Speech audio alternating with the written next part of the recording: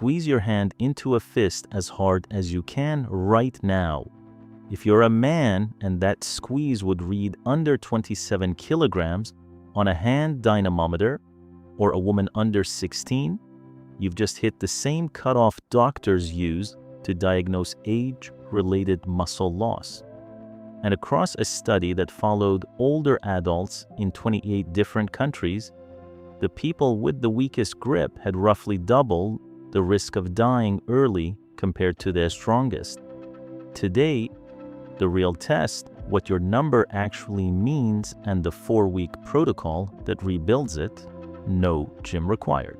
Welcome back to Well Past 50, where 50 and beyond is treated like a second athletic peak worth training for, not a slow decline to manage.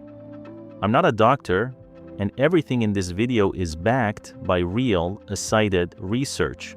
The normative reference values, the international mortality study, the clinical sarcopenia cutoff, all linked in the description, so you never have to take my word for it. If you've been here a while, you already know 2 of the 3 official self-tests this channel covers: the 30-second chair stand for leg power and the 4-stage balance test for fall risk. Today is the 3rd piece of that picture: grip strength, the simplest available window into your overall functional muscle mass. Here's the shape of the next 15+ minutes. First, why a hand squeeze tells doctors so much about the rest of your body. Second, what the actual mortality research says and where it stops short of proof. Third, how to run the real test at home with the age and sex reference numbers to compare yourself against. And fourth, the 4-week protocol that rebuilds grip strength. No gym membership required. Subscribe if you want the rest of this self-test series as it lands. Let's start with why grip matters in the first place. Let's deal with the obvious question first. Why would a doctor care how hard you can squeeze something? It sounds like a party trick, not a medical measurement. Here's the actual reasoning. Grip strength isn't really about your hand. Your hand is just the easiest place to measure it. The muscles that close your fist are wired into the same broad muscular system that holds you upright, gets you out of a chair, and stops you from stumbling when you catch a curb wrong. Decades of research in exercise physiology have found that how hard you can squeeze correlates strongly with your total body muscle strength and, more specifically, with how much functional muscle mass you're carrying overall. That's why clinicians reach for a hand dynamometer instead of a full body strength assessment. It takes 30 seconds, needs no lab, no machines, no appointment, and it gets them most of the way to the same answer. The reference numbers doctors actually use come from a 2018 study published in the Journal of Orthopedic and the Sports Physical Therapy, JOSPT for short, which measured grip strength in more than 1,000 adults across the United States, ages 18 to 85.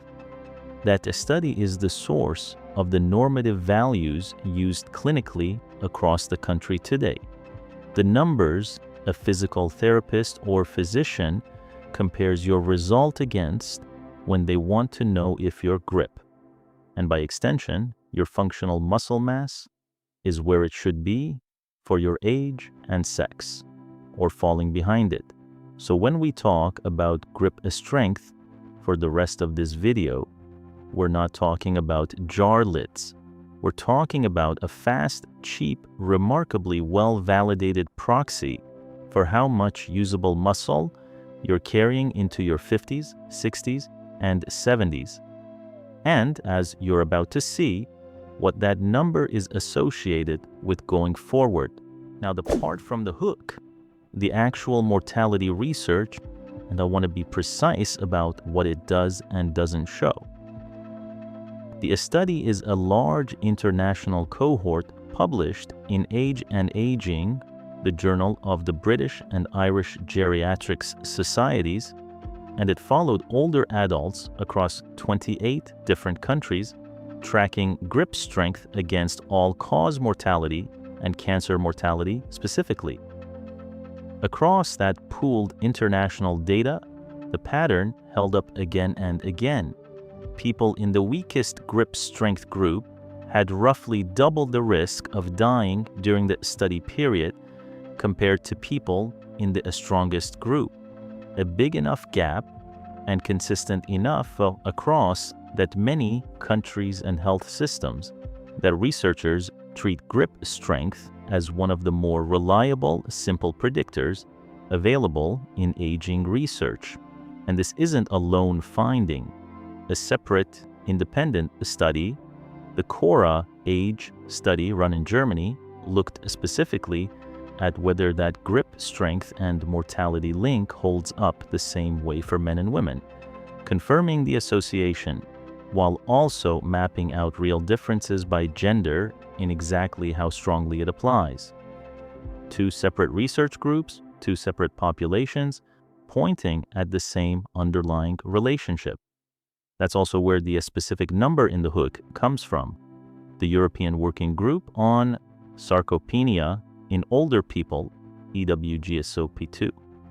For short, the clinical body that defines and standardizes how sarcopenia, age-related muscle loss, is diagnosed across Europe, set a specific clinical cutoff below 27 kilograms of grip strength for men and below 16 kilograms for women as the threshold for probable sarcopenia. That's not an arbitrary round number. It's a clinically validated line clinicians use today to flag who needs a closer look. Now, the honest caveat, because this channel doesn't do magic number thinking, a strong association between grip strength and mortality risk does not mean that training your grip strength alone will make you live longer. Nobody squeezes their way to a longer life. What the research actually supports is narrower and, frankly, more useful. Your grip strength is a marker, a readout of your broader muscular health. And the real value isn't in the number itself, it's in what a low number tells you to go do, which is train your whole body, not just your hand. Grip strength is the smoke detector, not the fire extinguisher. Keep that distinction in mind for the rest of this video. Let's run the actual test, the same basic method clinics use. You'll need a hand dynamometer, the small spring-loaded or hydraulic device built exactly for this. A decent one runs $10 to $20 online, and it's a one-time purchase you'll reuse for years if you want to track progress. Grip the handle at a comfortable width, arm relaxed at your side or bent at 90 degrees. Either is fine as long as you're consistent. And squeeze as hard as you can for a full second or two.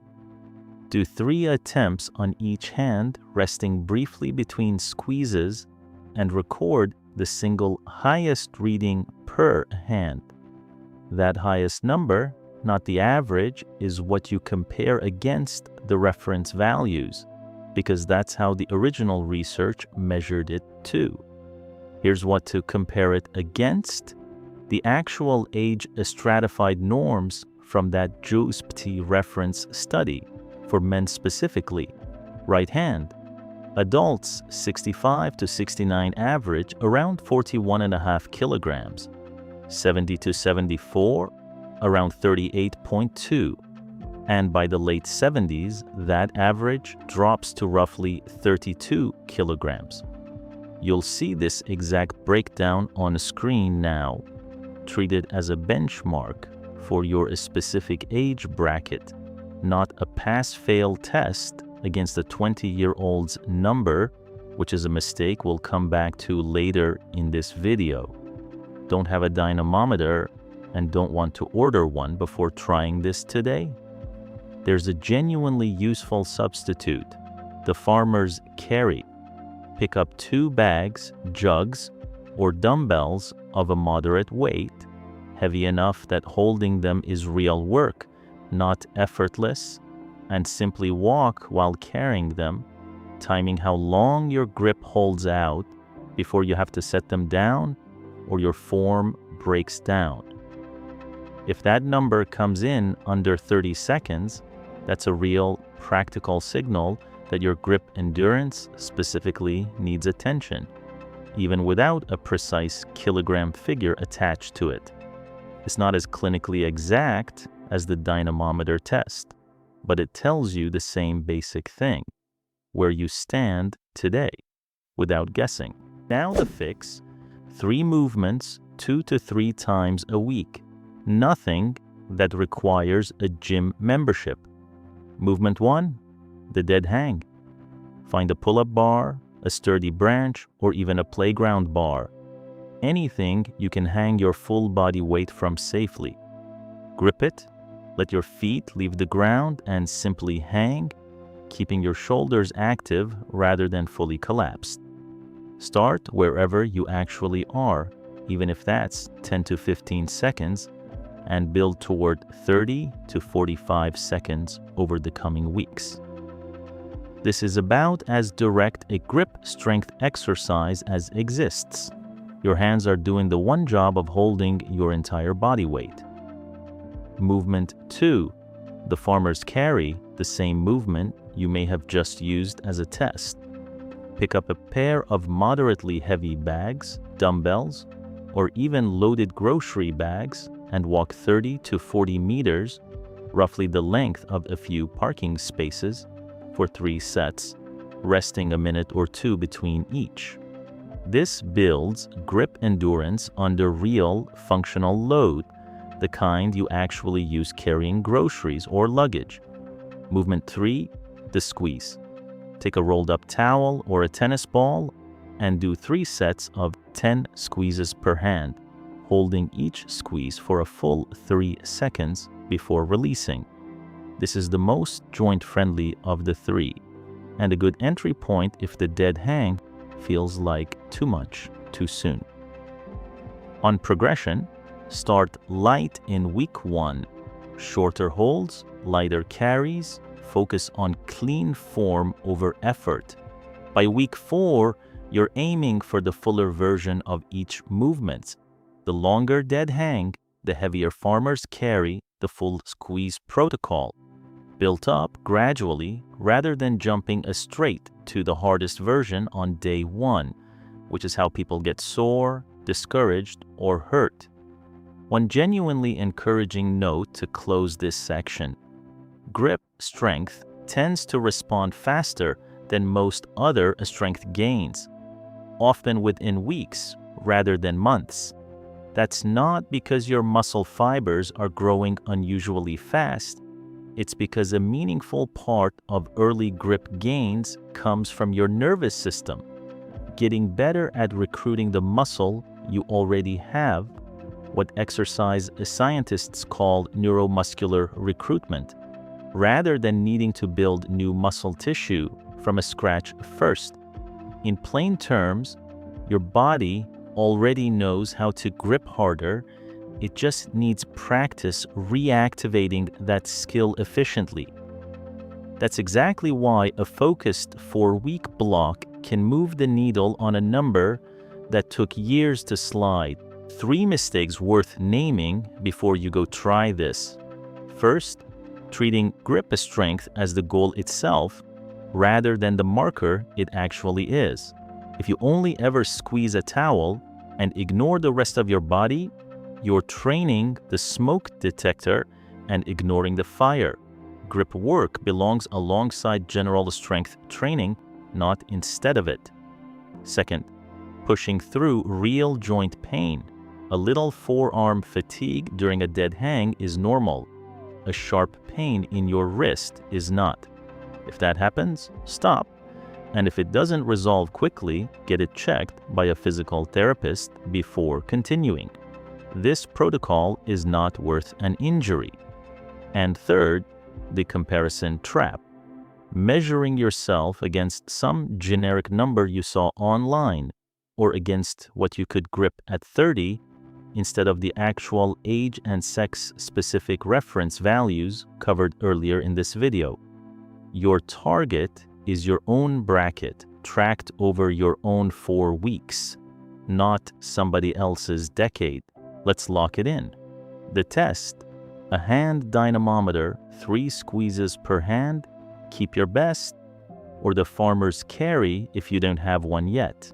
The number below 27 kilograms for men, below 16 for women, is the clinical cutoff for probable age-related muscle loss. Compare yourself against your specific age bracket, not a generic figure. The science: across a 28-country study, the weakest grip group carried roughly double the mortality risk of the strongest, a real marker, not a magic number, and not a reason to train grip in isolation. And the fix: dead hangs, farmer's carries, and towel squeezes 2 to 3 times a week, with real, often fast gains in as little as 4 weeks. Subscribe to Well Past 50 for the rest of this self-test series. Balance is already covered, leg power is already covered, grip is today, and cardiovascular endurance is coming next. Test your grip this week and tell me your number in the comments. Your age, your result, no judgment, just your honest starting point. See you in the next one.